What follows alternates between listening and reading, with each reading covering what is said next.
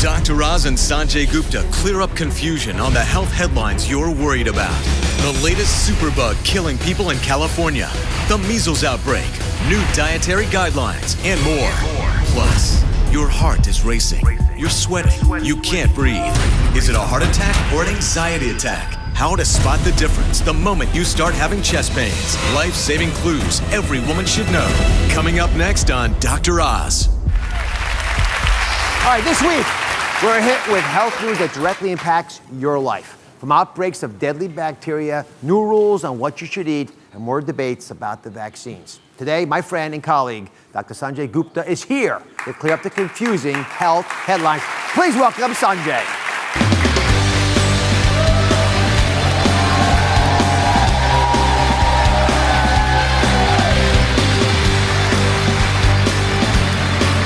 Thank you, Sanjay. Thanks for having me.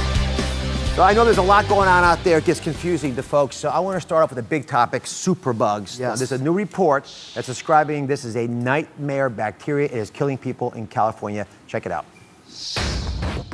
A deadly new family of superbugs is spreading around the country, capable of killing up to half the patients who contract them. Let's hear from Sanjay. How worried should we be about this outbreak? What are the long-term problems? Well, I think the average person really does not need to be worried about this. As you mentioned, 500,000 of these procedures are done every year, and we're still talking in the dozens perhaps of people who have been affected. The larger concern is, and this is something you and I both talked about, is that we have these bacteria that we used to be able to kill very easily that we can no longer kill. They are resistant. That's why they're called superbugs. And this is us doing this. And by us, I mean society. Every time we prescribe antibiotics that are unnecessary, that we don't take to their complete course, we can get these types of organisms. So I don't think the average person has to worry about this right now. But look, 10 years from now, the idea that we've simply run out of antibiotics to treat this, I don't think I'm being hyperbolic. That's a real concern. What worries me right now, and there are countries, by the way, who say this is a bigger threat, this antibiotic resistance, than terrorism.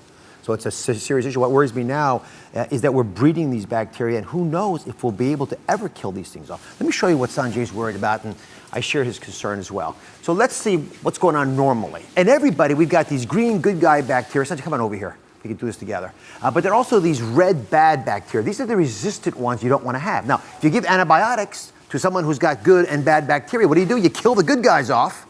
But the bad guys, the criminal bacteria, they're left behind. They're resistant. They don't die. Instead, when the good guys are out of their way, the bad guys multiply. They take over. Now it's a bad neighborhood. They overwhelm the good green bacteria. And these bugs, these superbugs, the red ones, guess what they do?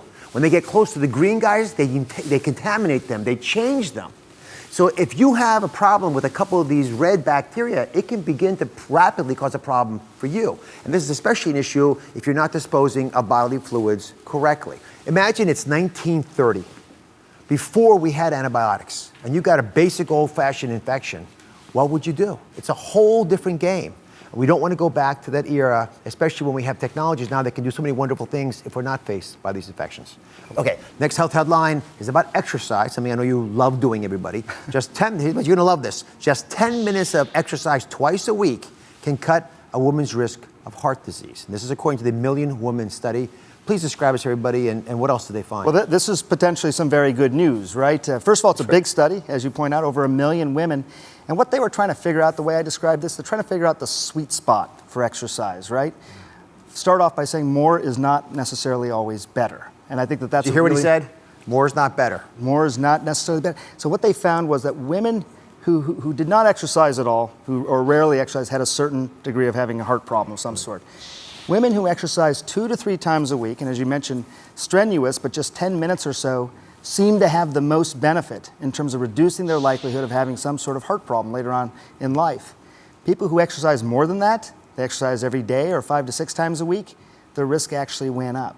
So risk of having heart problems. Risk of having heart problems went up. So 2 to 3 times a week for 10 minutes at a time seemed to be the sweet spot. If your goal is that, look, I don't want to have any heart problems, that seems, according to this very large study, to be the sweet spot. What if you're not actually breaking a sweat running, for example, but you're doing more moderate work like gardening or walking around? This was the first study to look at things beyond conventional workouts, beyond going to the gym or going for a run. Housework, for example, gardening work. And they called that moderate activity. So if you did that 4 times a week, 4 to 6 times a week, just moderate activity, you also got the significant benefit in terms of reducing heart disease. More so than, again, if you strenuously exercised every single day, which I find remarkable. It just sort of shows that our bodies are sort of designed, I think, either to do intermittent bouts of strenuous exercise or to be just active continuously. But if you start trying to be strenuously active every single day, that could in fact be a little detrimental to the body. So find the sweet spot is what I learned here, and I think it's important. There's also more good news on exercise and food. Come on over here, we talk about this. This is the next big headline. This has a lot of folks that are, historically have been confused about what to eat, but we're trying to make it a little clearer now. The top nutritional experts have got together. They have proposed a new federal guideline on this. I'm going to go over the most notable changes. We're going to start with one that's really critical. The new finding is you don't have to worry so much about cholesterol from your food. This is a game changer. And to illustrate this, in the old days, you'd all have your egg white frittatas. So what these recommendations say is you can actually have it regular. Please explain why this is so important. Well, the idea of dietary cholesterol, the cholesterol that we get from our diet having a significant impact, being of concern, that is now old-fashioned thinking. This is what this was the new dietary guidelines are going to say. By the way, it's what the American Heart Association has now said for a couple of years. What they're basically saying is you can't get enough cholesterol from your diet to really make that big a difference. About 85% of our cholesterol actually comes from our body itself. We make cholesterol. We need cholesterol. So you could add a little bit more from the diet, but that's not really where you should be focusing. And by the way, if you do that, what a lot of people have been doing over the last 30, 40 years is substituting that with sugar. And that's also a no-no. So don't worry as much about dietary cholesterol. Shockwaves, as you said, through a lot of the nutritional communities, but from a scientific standpoint, it makes sense. Yeah. And now we're sort of together on this. So cholesterol, don't worry about it anymore. However, you mentioned sugar. Big change here. For the very first time, they're proposing strict limits on sugar. So the old rule was that you could, have a little sugar or a little bit of fat. It was sort of amorphous. No one really told you specifically, but roughly 15% of your calories could come from this stuff. That's not good enough. The new rule very concretely says no more than 10% of your calories. That's about 12 teaspoons of sugar, no more. This is a massive shift. However, I think it's going to be difficult for people to actually follow this recommendation too. Well, I think it's tough because sugar is everywhere. I mean, it's in foods that you don't think of as sweet foods. It's what's known as a humectant. So if your bread is soft, your pastries are soft, that's because sugar attracts water. It's in lots of different sauces. But this is an important move as well because they used to commingle fat and sugar. And what happened over time is that we said, oh, you know what, if you eat low fat, you're healthy. And we added a lot of sugar. And what happened over the last 40 years? Cardiac disease, #1 killer of men and women. Obesity has continued to go out of control for both adults and children. Diabetes. Now they're saying 12 teaspoons of sugar. You've got to look at what you're eating in terms of added sugar. And try not to add any extra. I mean, that makes a huge difference in terms of reducing your risk of heart disease. Sugar more than fat. Now, you all know Sanjay is all about good news. So this is the last bit of the advisory, which I tell you, between this and the exercise, you're going to get a lot of fan mail. Right. For the first time ever, the advisory panel gave a thumbs up to coffee. So the old recommendation didn't mention coffee. The new recommendation is up to 5 cups a day. That's a big change, Sanjay. I got a lot of very happy people out there. Yes. Coffee can be good for you. It's interesting, and we didn't know what the sweet spot was. They didn't even really talk about coffee in the past. We don't know if it's the caffeine alone or it's the other antioxidants in coffee. But what they find is 3 to 5 cups, up to 5 cups, can be beneficial. Again, in terms of lowering your cholesterol, lowering your lipids overall, decreasing your risk of heart disease and stroke. So, people have always been curious. You don't want to necessarily substitute other forms of caffeine, but coffee in and of itself, as a vehicle, if you will, for your caffeine, can actually be quite beneficial. Now, just to be clear, you don't have to drink 5 cups of coffee. You don't have to, right. If I did, our hands would both shake too much if we drank this much. I'd be pooping all day long. So you can, if you want, up to 5 cups. Okay, let's wrap it up with a health question that I know you're all concerned about. Who wants to go first on vaccines? Vaccines. You got a question? Go ahead. What's your first name? My name is Shay. Shay, take it away. Yes, hi, Dr. Sanjay. How are you? I just wanted to know, my concern is how safe is the vaccine and what are the final words on autism? This is for the measles vaccine or all vaccines? Yes, the measles vaccine. Okay. Well, this is something that's been studied now for a long time. So, we have decades worth of data on the measles vaccine. And what I can tell you, you got about a 1 in a million chance of having a serious adverse reaction. And a serious adverse reaction can be an allergic reaction. It can be all sorts of different things, but a 1 in a million chance. With regard to autism in particular, I think the best way to characterize it is that we still don't know for sure what causes autism, but we do know that vaccines do not. So do not intermingle those two issues. Vaccines do not cause autism, and I think it's obviously an important point, but important for people to know that as well. Awesome, thank you. No question? Go ahead, man. Why don't you go out there? Hi, Dr. Oz. My question is, how serious is the measles? I mean, older people have gotten it and survived. Should I be worried? Well, what I'll tell you is, in days past, you used to have tens of thousands of people get measles every single year. In the year 2000 in this country, it was virtually eliminated. Out of those people, you would have one in several thousand who would start to get significant adverse problems from it. Keep in mind, again, the vaccine, 1 in a million. Having the measles, 1 in several, tens of thousands. So much more likely to have problems, including impact on the brain, deafness, longer-term neurological problems. The likelihood of death is still thankfully low, but it can be a really, really terrible virus. And we just don't see it that much in this country, so we've forgotten how serious an infection it can be. The other part of the story, of course, is that we don't have any measles around. It's one less thing to worry about. 15 years ago, it was pretty much gone. Now we got to talk about it, which in itself is irritating. It's stressful. Last question, go ahead. Hi, how are you? My question actually does concern measles as well. Can protection diminish throughout the years from the childhood vaccination? Booster shots, how often should you get them? What's the appropriate age? It's a pretty good vaccine if you were born after 1959, which I know you were. You should have pretty good protection, but it can start to diminish over time. So as you get into your 20s, 30s, the effectiveness may wear off. As Dr. Oz was saying, we didn't have to worry about that because the measles really wasn't around. But if you're traveling to a country where measles is spreading, if measles comes to your neighborhood or your community or something like that, you can get a test to find out how protected you still are. Some people are still going to need another booster, even as adults. Sanjay, love having you on board. Always a pleasure. Thank you We'll very be much. right back.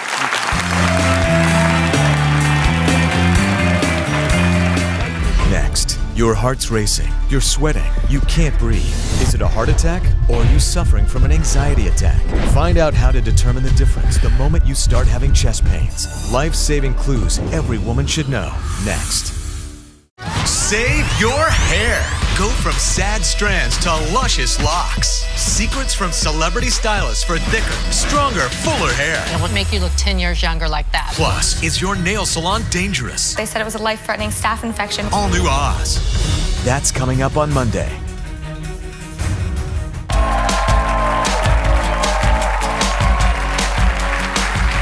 Your heart's racing, you're sweating, you can't breathe.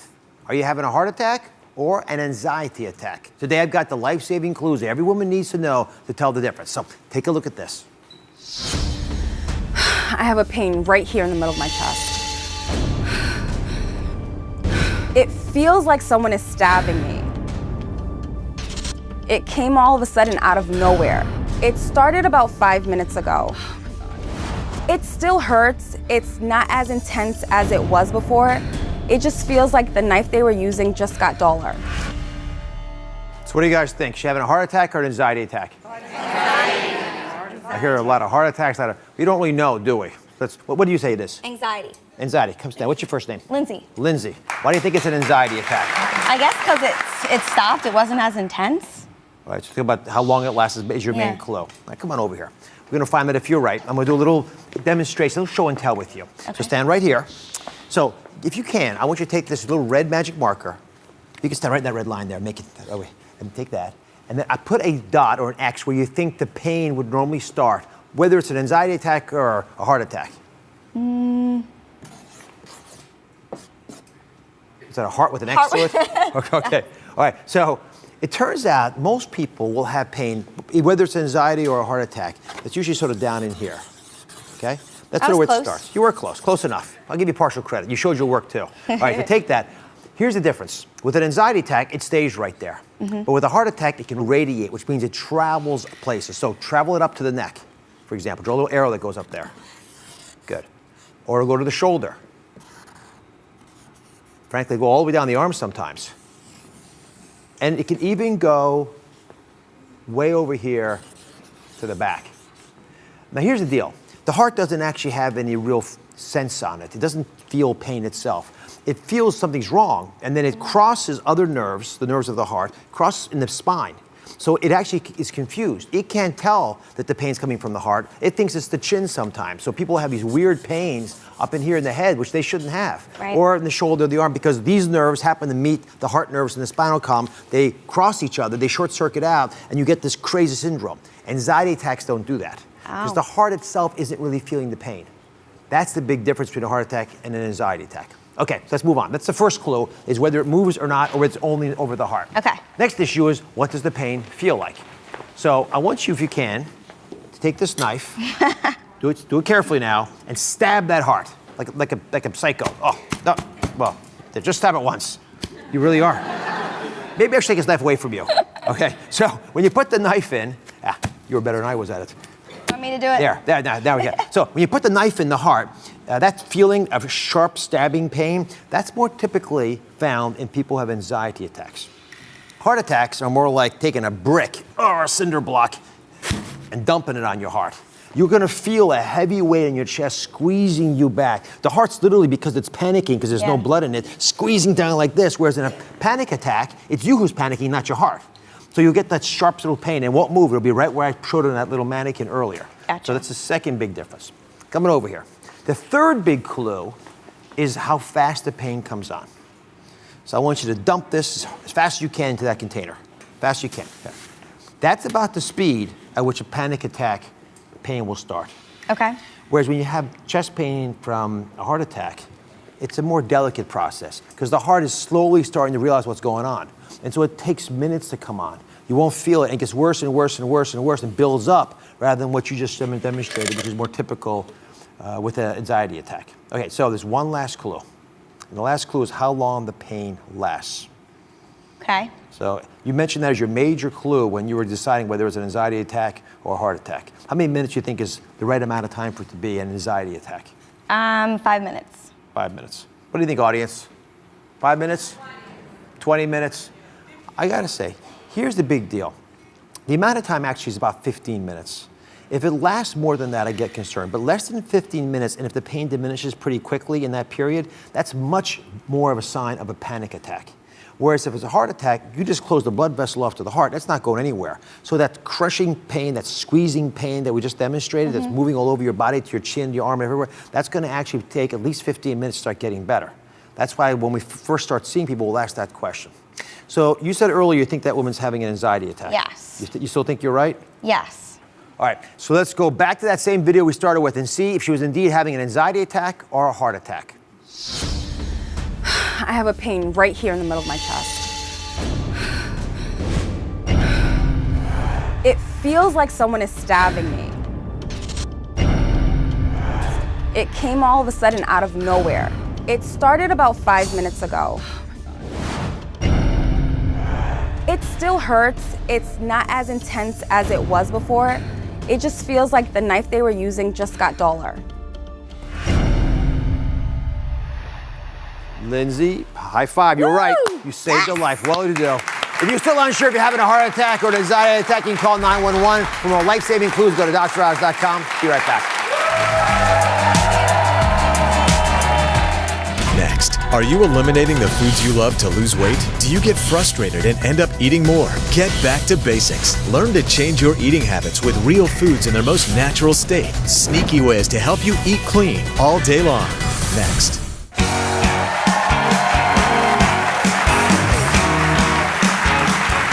If you're trying to shed some unwanted pounds, just want to look and eat a little bit better, clean eating may be the way to go. The concept may seem like a challenge, but today I've got a sneaky way to help you eat clean all day long. Stephanie Sachs is here. She's a nutritionist, and she's the author of What the Fork Are You Eating? Well titled. Thank you. So clean eating, describe it for everybody. Well, it's about being more mindful about the foods we choose in general. Our foods are laden with artificial flavors, chemical preservatives, colors, sweeteners. We want food in its truest form, in its most whole form, back to natural states. So Stephanie says there's some sneaky ways that we can actually eat clean all day long. And we're going to start off in the beginning, the morning. Yeah. So walk me through simple things we can do to sneaky ways to eat clean in the morning. Sneaky ways. So after, a long night, you want to get hydrated. So having a cup of water with a squeeze of lemon is a great way to get hydrated in the morning. This is actually part of our Total 10 Rapid Weight Loss Plan. Right, and it's great before a cup of coffee.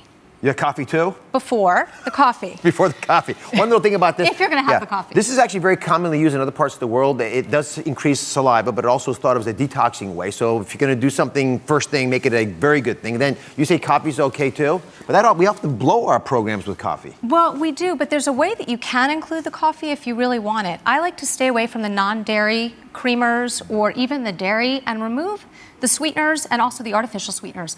If you need a little bit of sweet though, do a touch of honey or some raw sugar. All right, so coffee's okay. This I want everyone doing anyway. All right, let's move on to the afternoon. Yvette's here. She's been trying to eat clean. This is an example of how she's trying to do it. What's been the biggest challenge? Well, you know, I've been trying to eat clean, but I feel like I'm deprived. You know, I'm depriving myself from the foods that I love to eat.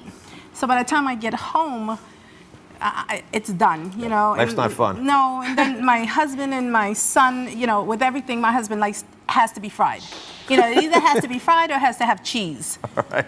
So you brought for us a typical lunch you might have. Is that correct? Yes. So describe it. This is a chicken sandwich? Yes, on whole grain bread with mayonnaise and a side salad with dressing on it. What kinds of dressings do you normally use? Ranch dressing. Ranch, of course. Why not? So Stephanie, how do we clean up our lunch? Well, the first thing is you can always take off the top slice of bread and have an open face sandwich, which I like. And then instead of the cheese, you don't really want to have a lot of condiments on your food. So instead of the cheese, remove that. These are all the condiments that we love having in America. Yeah. See the little red line through them? Yeah. Yeah. These are all head fake problems. And your dressing, unfortunately. Yeah, lots of sugar, fat that we don't need, additives that we don't need, the ketchup, even the mustard, the salad dressings. We want to avoid that, and that will help us eat clean. Okay. So instead of those condiments, the usual ones, give us examples of what we should be putting on our food to eat clean. So, your husband's going to like these, by the way. Fried, what's his first name? James. James, yeah. James. James the fried man. So we're teaching James a few things He's here. done with the fried foods. So a lot of people like moisture on their sandwiches. So I often say, take some avocado and smash it up and rub it on your bread. That's a great way to get some moisture and some extra nutrition with the omegas and the fiber. We have that right here. Okay. Yeah. How much avocado can I use? Half? You can use a quarter of an avocado, and I think that that's perfect, and that will do the trick. Okay. I like to make an avocado butter. You've got some whole grain mustard. You can use a little bit of that. Even some oil, drizzle some olive oil on your bread to give some moisture good. We have coconut oil here too. And on your salad, you can go for some oil and vinegar. Here we have apple cider vinegar. What is whole grain mustard? Right. I've never heard that before. That was my question. Yeah, so it's when the grains are actually not mashed. So we've got the full grain here. You're kidding me. Yeah. The mustards we want to be careful of because of high salt content. Yeah. It's it won't be the salt yet, but it's like horseradish married mustard. Horseradish, yeah. It's good. It's also about quantities, just not having too much. Okay, how much whole grain mustard would I use? I would say take about, a teaspoon or a half a teaspoon would be fine. I don't think you tolerate much more than that. Yeah. I got to say, I look at this compared to that unfortunate experience over there, and this is a much more fulfilling, and I think James, the fried man, would like this too. Yeah, I think Try it so. on. Put an extra little bit of whole grain on there for him, the mustard. You'll never know what hit him. And you can puree the avocado really fine. Let's go to the evening hours. Yeah. Thank you very much. Thank you. All right. Question to the entire audience. How many of you like a nice glass of wine when you get home? Just sort of relax and hands up if you like the wine or some kind of alcohol. Just sit back and enjoy. There are lots of honest people in our audience. Right, so it's a ritual, right? You sit down with your glass of, let's say it's wine, martini, you're just nursing it, and it keeps us sort of physically addicted. It's not a chemical addiction, it's a ritual. So how can we eat clean but still have that experience? So I'm not a big drinker, but I'm around people who like to have wine. So I make mocktails. And this one here is one of, you take some water in a pot and you take fresh ginger and you slice it and you steep it in the water with some cinnamon stick. So it's highly anti-inflammatory. And then just squeeze some lemon juice and a little bit of honey, put it in a martini glass, fill it with ice, pour some of the liquid in there, and then garnish with mint. You ever put whole grain mustard in this? No, I don't. And I wouldn't. Yeah, I wouldn't. This is actually really good. We'll put this up Yeah. on Oz.com. It's a great idea. Yeah. All right, Kristen's joining us. Now, Kristen, how are you? Good. Hi, She's Kristen. mom of two, busy, doing lots of things. You have been eating clean for a year now? I've been doing my best, yes. And what's the experience been like?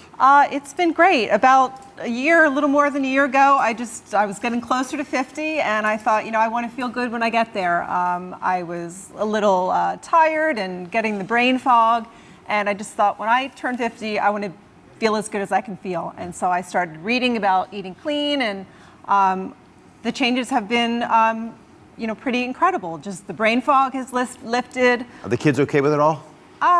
No, but I try to sneak it in there as best I can. Give them the whole grain mustard. They'll be quiet. All right. So, is this your favorite dish? Well, it's a great substitute for pasta, which is the spaghetti squash, and you can put the marinara sauce on it and some grilled chicken, and it gives you that feeling like you've eaten Italian, but you don't have the pasta. It's superb. It really is Thank superb. Thank you. Great ideas. Great idea. Now, eating clean doesn't end at dinner, obviously. The bewitching hour, it's oftentimes late in the evening for a lot of folks. So if you've done perfectly well, what's the final thing you should do in your day if you're really going to eat clean? I find that a lot of people skip up after dinner before bed and they start snacking. I'll wake up in the morning and I will see dishes in the sink from my husband. Okay? So what I like to do is create a bedtime ritual. Have a cup of tea, chamomile tea, it's calming. Okay. And then if you need a snack on some fresh fruit. I also like frozen berries. Okay. It's a great way to kind of get that edge off. And then always go to bed with a tall glass of water next to your bed to stay hydrated. Okay. Thanks very much. Wonderful All right, tips, Stephanie. You can follow her blog at droz.com for more ways to eat clean all day long. We'll be right back. This is really good. Next, forget how many lumps of sugar. Now it's 1 pat or 2. Are you adding butter to your cup of joe? Find out if this new health trend can really give you more energy and promote weight loss. Butter in your coffee, separating fad from fact. Coming up next. Save your hair. Go from sad strands to luscious locks. Secrets from celebrity stylists for thicker, stronger, fuller hair. It would make you look 10 years younger like that. All new eyes. That's coming up on Monday.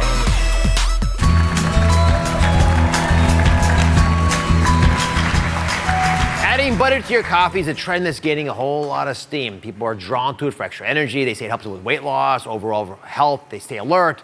I've even mentioned it on the show a couple times. But like many other health fads, there's a lot of conflicting information out there. So today, I'm going to separate fad from fact. Fad from fact can only be differentiated ideally by moms and daughters. So Cecilia and Miriam are joining me. They don't see eye to eye on whether buttered coffee is good for you, so we're going to find out. Now, Miriam swears by it. Mom Cecilia, not so sure. She actually thinks her daughter might be a little nuts. Is that true? Of course. Yeah. Before we get to Mom's response, Miriam, how long have you been drinking buttered coffee? It's been 2 years, Dr. Oz, and I love it. It's What amazing. got you started on this whole thing? Well, 2 years ago, I started the paleo diet, and I wanted to get healthy and, have more energy. The only problem was I had to cut dairy out of my diet. Yeah. Now, I'm a big coffee drinker, so this was really hard.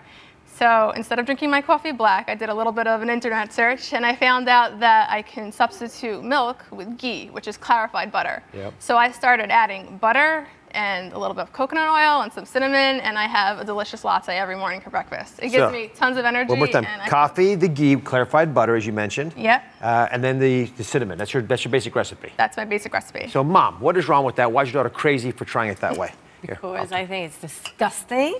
It's butter. I don't know what she's thinking of. And cholesterol must be through the roof. Of course. You have to have a conscience. That's very important. I mean, people my age think about it. They think because they're so young, they're going to get away with it. It catches up with you. Trust me. We're going to find out. It does taste good. I'll hand you that. But come on over here. So Miriam said that she wanted to try this. Come on, we'll make a little cross here. That she wanted to start doing this for her energy. So let's start off with that question. In fact, you know what? We'll start off with the basic fundamental. If you really want to do it the right way, you want to have the right breakfast. So let's start off with this fact. We've got a fad and a fact circle in front of each of you. So I want you to, whichever you think is the right answer, step into that circle. You guys can play Twister with each other, bowl each other off. It's okay. Just make sure you're in the right circle at the end of the little competition. Okay, first question. Buttered coffee is good as a breakfast replacement. You think it's a fad or a fact? Audience, what do you guys think? Audience thinks it's a fad. Mom thinks it's a fad. Miriam doesn't think so. You pretty sure? Well, I feel full. Go full. I'd step over there if I could next to fad because your mom is right on this one. See? Mother knows best. Now here's the thing.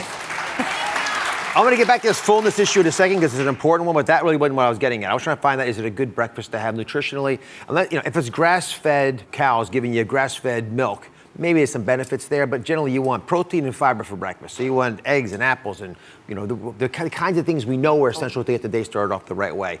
Coffee can be part of it. Okay. Okay. You want nothing. Come on over here. Next big question. Is it possible, because Miriam thinks it is, that buttered coffee could prolong your energy boost? fad or fact? Mom, Miriam, step in there. What do you guys think, audience? Never.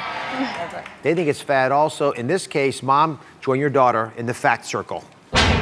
She's right. Who would have thought? I never would have believed that. Now, this is actually, and you know, when I first talked about it on the show, this is what surprised me the most. Think about this. Butter slows down the absorption of caffeine into the bloodstream. So the same amount of caffeine lasts a lot longer. That's why in moderation it sort of makes sense to me. But you don't want to have cups and cups and cups of it. And if you have it with all kinds of other bad problems, it's not good. So 1 cup of coffee with 1 of the teaspoons of the ghee or the clarified butter, and I think it's okay. All right. We tied them up. So we're tied. Yep. Let's come on over here. The next one's a little tricky. A little tricky. So listen carefully. Buttered coffee, is it good for your heart health? Fad or fact? Good for your heart health. I'm not sure. So wait, I'm thinking. Well, you talked about the cholesterol earlier. Yeah, but today we don't know about cholesterol, so I don't know. I still believe it's a fad. Yeah. I was kidding about the tricky question part. It's not tricky at all. It's not good for your heart. Why would you think that's good for your heart? I'm giving you butter, saturated fat. Yes. You're not going to jump off that trip.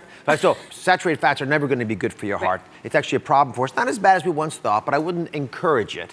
And a lot of folks, unfortunately, when they drip a couple cups of coffee with a couple spoonfuls of butter, they're not taking themselves in the right direction. So I would not count that as a good thing for your heart. All right, so here's the last one. It's an important question. And it comes back to something we both talked about a little bit earlier. Can buttered coffee help you lose weight? This is the question the whole audience cares about. Fad or fact? Will it help you lose weight? Please step into the booth. More of a split opinion. Oh, they traded. Maybe. They traded a maybe. Maybe. Miriam, why'd you move over there for? I think that losing weight takes a little more effort than just diet alone. So Exercise is important, right? But if you have buttered coffee and it keeps you full for the whole day, you're not going to eat that much, right?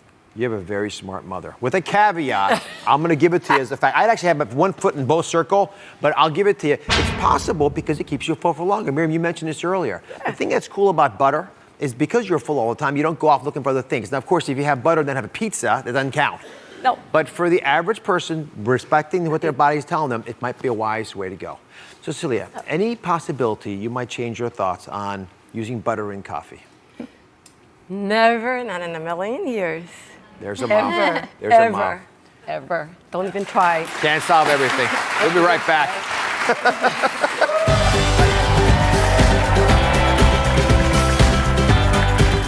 Next, do you have a flat as a pancake fanny or a derriere that drops with each decade? Today, we're gonna kick your butt. The Biggest Losers Dolvet Quince is here to give you a serious lift. Easy moves to slim, tighten, and tone to put that big butt behind you. Next. Whoever said a doctor's visit isn't fun has obviously never been to the Dr. Oz show. Is that right? Make your appointment today. Go to droz.com/tickets and sign up for free tickets.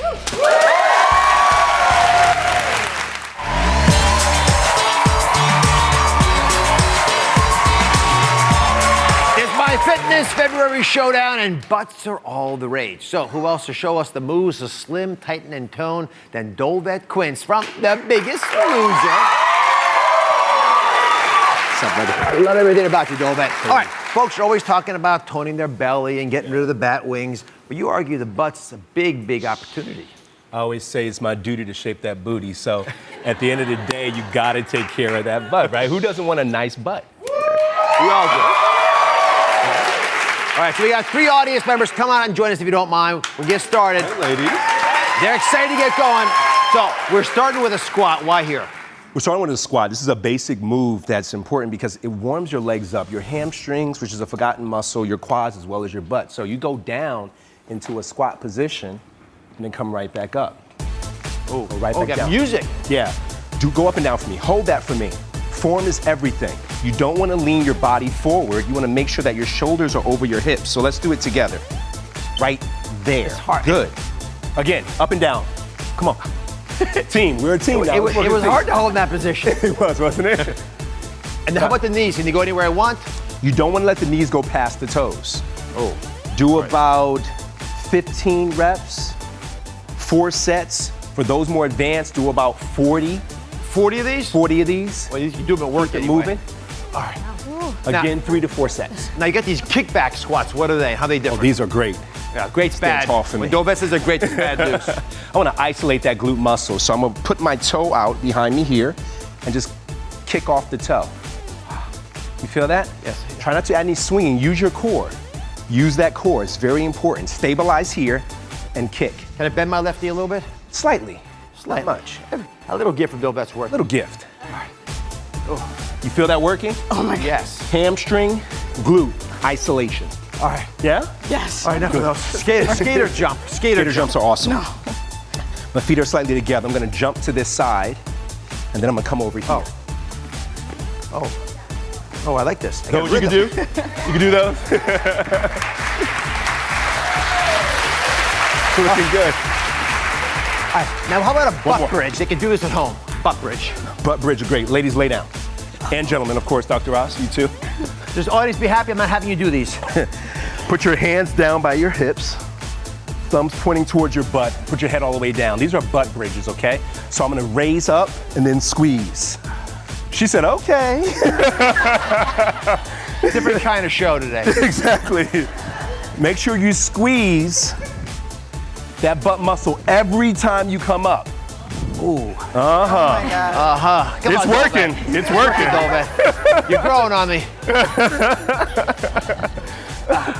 I hope I never hear Dr. Ross say you're growing on me ever again while we're doing this move. How many of these do we do? You want to do at least 25 of these. I try to do 3 sets of 25. And your butt's not Or touching 4. the ground in between. Your butt's not touching the ground in between. You're just going down, squeezing. Going down, squeezing up. All right. Let's do 400 more. 400 more. What? Let's go. $3.99. Come on. Fire hydrants. Fire hydrants. This Fire is to slim hydrants are your great. sides up a little Exactly. Okay, so, ladies and Doc, down on all fours, all right? Fire hydrant is a good way to isolate your hips as well as your glute. So down on all fours and just extend that leg up.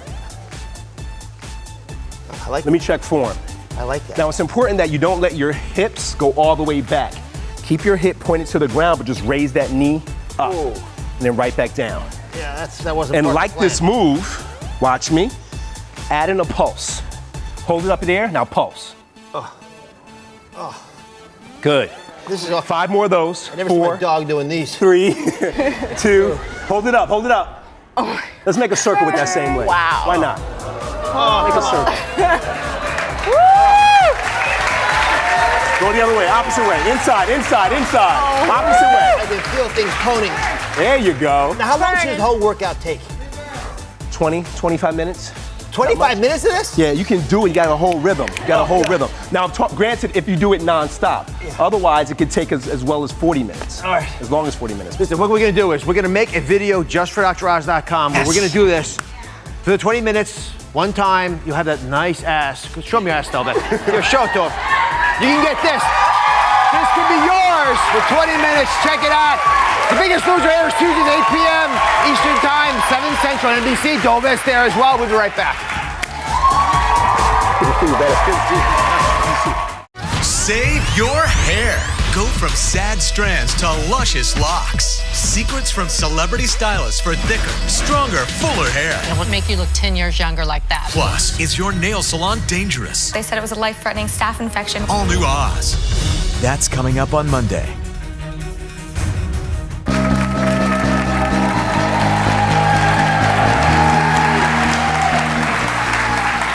There's breaking health news today that will answer one of your biggest questions. Is it okay to feed my children peanuts? And when? In a dramatic turnaround from previous recommendations, a new groundbreaking study says many peanut allergies can in fact be prevented by feeding babies food with peanuts, not by avoiding those foods. This is big news. Since it's estimated nearly 500,000 American children are allergic to peanuts, and for some, even the tiniest trace of peanuts can be life-threatening. So taking a cue from children in Israel who eat peanut foods as infants but have low allergy rates, the researchers tested 2 groups of infants. In the group fed peanut-based products early on, there was a much lower incidence, surprisingly lower incidence of peanut allergies. So what do you need to know? What do you need to do? First, don't feed whole peanuts to infants because, of course, you got the risk of choking. But peanut butter and other foods with peanut butter type substances in them can now be introduced starting around 4 to 6 months of age. I think it ought to be part of a kid's healthy diet. Now it's time for In Case You Missed It. First up, the government is considering new dietary guidelines. This is breaking news. I'm going to break it down for you. No longer on the do not eat list is cholesterol. That's right.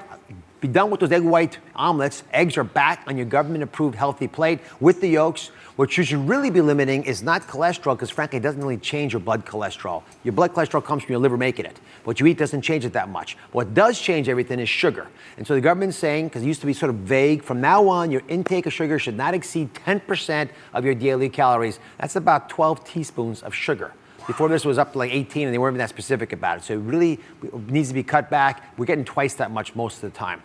And for the first time ever, the advisory panel gave the coffee drink that you all love so much a thumbs up. Feel free to indulge in up to 5 coffees a day. You don't have to force yourself to have it, but if you want to try it out, it's okay. The panel argued that because it reduces your risk of diabetes, of cardiovascular disease, and Parkinson's, it might be worthwhile. Now, speaking of coffee, you can think of adding butter to your coffee. It's a growing trend.